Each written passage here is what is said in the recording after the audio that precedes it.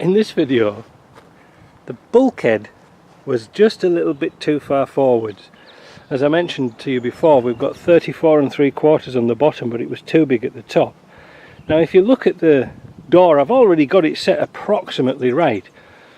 The problem is this door goes in at the top, and in here it's sort of wowed in here, and there's not much I can do about it really.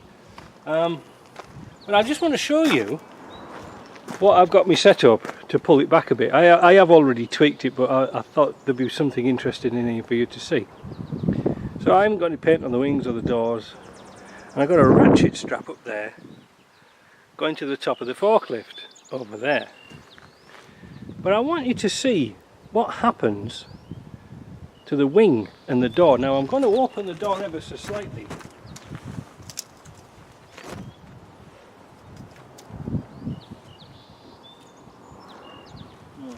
I'll have to do it like that. And you will see when I start tugging on it what happens to the door and what the leverage is, and you'll see what happens to the wing. So I'm just going to pull it a bit. You can see the front coming up, and that's what, 2-3 clicks. But look how far the door's dropped down here. It's dropped down from there to here. But now when we test it with our gauge-o-matic, hope you can see that, let's have a look. Yeah, when we test it with our gauge-o-matic here, we're perfect here, but too tight there. So now I'm going to back this off. You see it flex back again, and that is lovely. So I'm going to put a little bit of tension on this now, and then I'm going to nip up and shim up the wedges under the shims underneath, and hopefully that's going to be all correct. But I just wanted to do a quick video to show you how to pull them backwards and forwards. So if you have to pull your bulkhead forwards, you do it the opposite way. Now I haven't got the fly screens in there because I haven't got any, but you could do this by grabbing off the door hinge, a plate off the door hinge. It works just as well. Alright, so that's how to adjust them. So I've tightened up underneath, and I sort of just realised something I completely missed and I should have told you.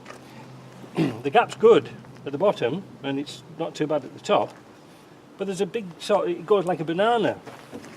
It's got a crease in here, so what it's done is it's pulled like this and pulled that straight. So what I'm going to do, just as a quick little bit to this video, is I'm going to take the door off and put a straight edge on that, and we're going to check it. I thought so much. At the bottom of the door we have here 34 1/4. Here we have 34 1/8. So that explains it. The door's a bit narrower. I think I might just see if I can get a door skin, otherwise I'll just get a new door, because it is pretty bad.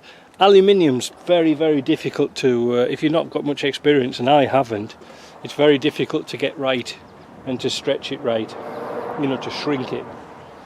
And the time I'm going to take to strip all that paint off, it might be just as easy to get another door skin if I can. Anyway, that's the reason.